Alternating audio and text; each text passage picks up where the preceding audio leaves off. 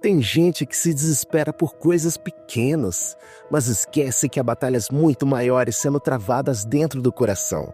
A Bíblia diz em Provérbios 4:23, sobre tudo que se deve guardar, guarda o teu coração, porque dele procedem as fontes da vida. O problema não é o tamanho da situação, é o lugar que ela ocupa dentro de você.